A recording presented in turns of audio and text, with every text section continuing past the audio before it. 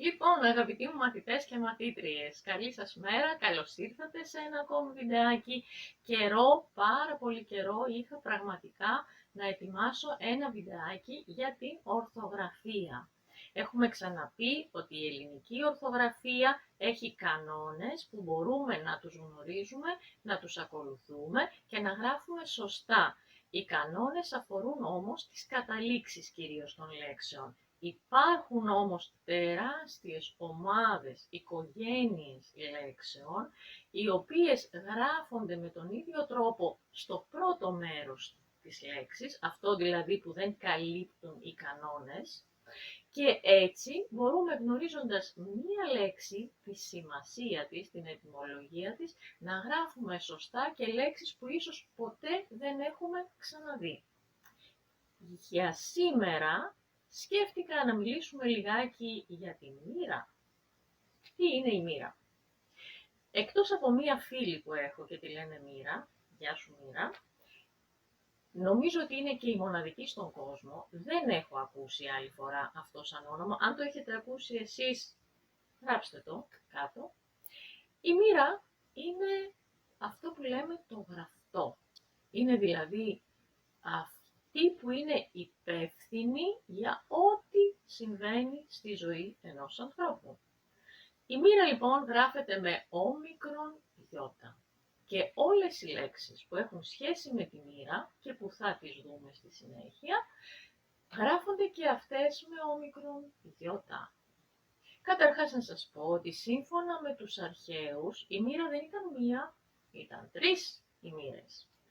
Ήταν η κλωθό, η οποία ήταν αυτή που αποφάσιζε το αν και πότε θα γεννηθεί κανείς.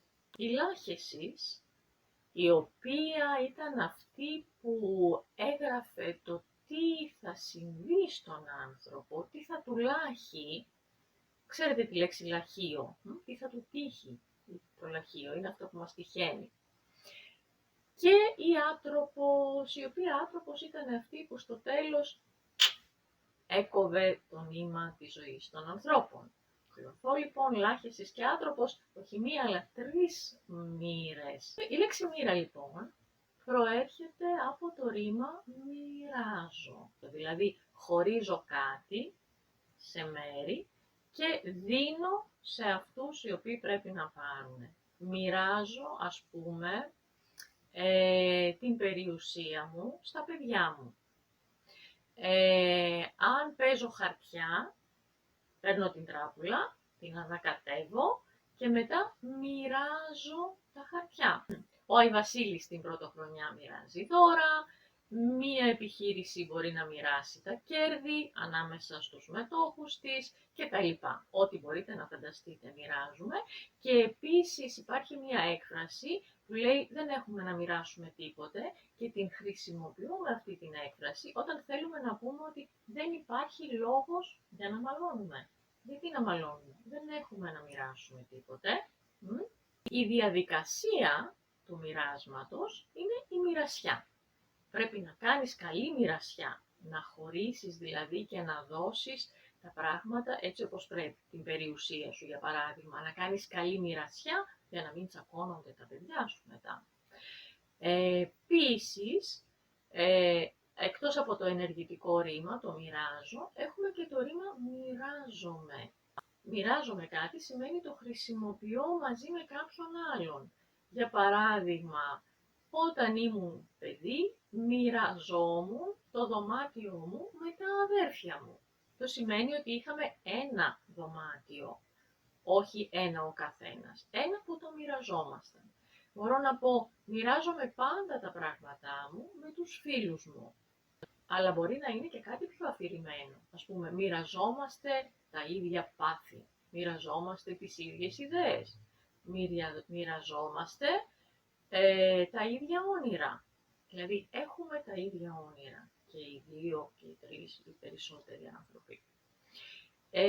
Μία λέξη που έχει σχέση με αυτό και που έγινε πάρα πολύ της μόδας τον τελευταίο καιρό, λόγω των μαθημάτων που γίνονται μέσω του διαδικτύου, είναι η λέξη διαμοιρασμός, συγκεκριμένα διαμοιρασμός οθόνης. Αυτό που είναι στα αγγλικά share screen.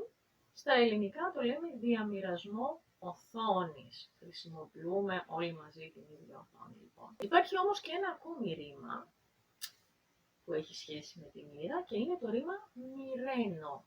Μοιραίνω, με αλφαγιώτα όπως όλα σχεδόν τα ρήματα σε ένο, σημαίνει γράφω τη μοίρα κάποιου. Σύμφωνα με την παράδοση, όταν γεννιέται ένα παιδί, πηγαίνουν οι μοίρες και το μοιραίνουν. Του λένε τι θα συμβεί, πώς θα είναι η ζωή τους.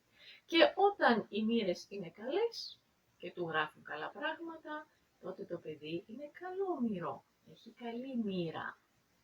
Και έχουμε και ένα όνομα, Καλομήρα, που έγινε βέβαια γνωστό από μία τραγουδίστρια, δεν ξέρω αν ήταν και πριν, που συμμετείχε σε ένα reality. Μάλιστα ήταν νομίζω και σε κάποια Eurovision η συμμετοχή της Ελλάδας, η Καλομήρα. Το ξέρετε αυτό. Λοιπόν, Καλόμηρο λοιπόν, είναι το καλότυχο παιδί, και το αντίθετο, όταν οι μοίρες δεν έχουν κέφι και είναι στις μαύρες τους, μπορεί κάποιος να είναι άμυρος, δύσμυρος, κακόμυρος, και αυτές οι λέξεις σημαίνουν αυτόν το οποίος είναι άτυχος και γράφονται φυσικά με ομικρονιώτα, αυτό που μας ενδιαφέρει, και μπορούμε να τις χρησιμοποιήσουμε σαν εκφράσεις συμπάθειας και συμπόνιας με κάποιον.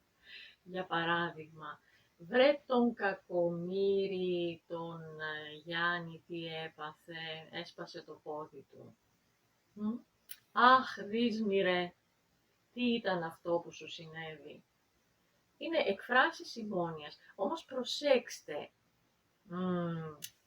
μπορεί τη λέξη κακομοίρης, κακομοίρης, αλλά με την μορφή αυτή, κακομοίρης, να τη χρησιμοποιήσουμε όχι μόνο σαν ένδειξη συμπάθειας και συμπόνιας για κάποιον, αλλά μπορούμε να τη χρησιμοποιήσουμε για να απειλήσουμε κάποιον. Κακομοίρη μου, πρόσεξε, θα το κάνεις αυτό γιατί αλλιώς τι σε περιμένει. Είναι απειλή αυτό. Κακομοίρη ή κακομοίρα μου, αν απευθυνόμαστε σε γυναίκα. Πώς είναι ο πληθυντικός? Οι κακομοίρες και οι κακομοίριδες. Κακομοίριδες, πολύ. Και επίσης μπορούμε να χρησιμοποιήσουμε υποτιμητικά όταν απευθυνόμαστε σε κάποιον. Βρε κακομοίρη, νόμιζες ότι θα με κορόιδευες. Μιλάμε σε αυτόν και το απευθυνόμαστε υποτιμητικά. Τώρα, αυτός ο οποίος έχει οριστεί από τη μοίρα, δηλαδή είναι αδύνατον να τον αποφύγουμε, ό,τι και να κάνουμε, είναι μοιραίος. Το πιο αναπόφευκτο στη ζωή μας από όλα όσα δεν μπορούμε να αποφύγουμε φυσικά είναι ο θάνατος. Γι' αυτό και πολλές φορές, αντί να χρησιμοποιήσει κανείς τη λέξη θάνατος, χρησιμοποιεί στη θέση του τη λέξη μοιραίο. Για παράδειγμα, μιλάει κάποιος για το θάνατο ενός προσώπου και λέει «Το μοιραίο συνέβη στις 4:30 το απόγευμα». Δηλαδή, το μοιραίο, ο θάνατος. Το μοιραίο επήλθε μετά τη σύγκρουση.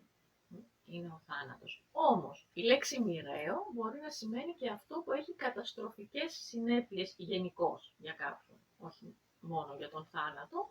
Για παράδειγμα, μπορεί να έχουμε ένα μοιραίο γεγονός. Κάτι που συμβαίνει και που από εκεί και πέρα συμβαίνουν διάφορα κακά σαν αποτέλεσμα αυτού. Μία μοιραία σχέση, μία μοιραία συνάντηση, μία μοιραία απόφαση ή μία μοιραία γυναίκα. Μοιραία γυναίκα είναι αυτό που λένε οι Γάλλοι femme fatale, και σαν εικόνα, εκτός από το ότι εννοούμε ότι μπορεί να έχει καταστροφικές συνέπειες η συνάντηση με αυτή τη γυναίκα, για κάποιον άντρα εννοούμε συνήθως, αλλά και σαν εικόνα εννοούμε τη γυναίκα η οποία σύμφωνα με το λεξικό χαρακτηρίζεται από έντονη θηλυκότητα και προκλητικότητα. Ας πούμε, να σκεφτώ τώρα μία ηθοποιό, η Μπριζίτ Μπαρντό ήταν μία μοιραία γυναίκα. Ξέρετε καμία σύγχρονη, γράψτε κάτω. Αν έχετε κάποια γυναίκα σαν πρότυπο μοιραίας γυναίκας της εποχής μας. Τώρα, αυτός ο οποίος πιστεύει ότι δεν μπορεί να αλλάξει τίποτα στη ζωή του και δεν κάνει τίποτα για να αλλάξει κάτι, γιατί θεωρεί ότι εφόσον είναι της μοίρας γραφτό, δεν μπορεί να κάνει τίποτε, αυτός είναι μοιρολάτρης και τον χαρακτηρίζει η μοιρολατρεία. Συμπεριφέρεται μοιρολατρικά. Δηλαδή, δεν σηκώνει το χεράκι του να αντιδράσει σε κάτι, παρά λέει ότι τι να κάνω, ήταν της πείρας μου γραφτό.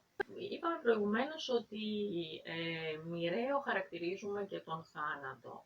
Όταν κάποιος πεθαίνει στην Ελλάδα είναι συνήθεια να μαζεύονται το βράδυ πριν την κηδεία και να θρηνούν οι συγγενείς. Τώρα όχι τόσο.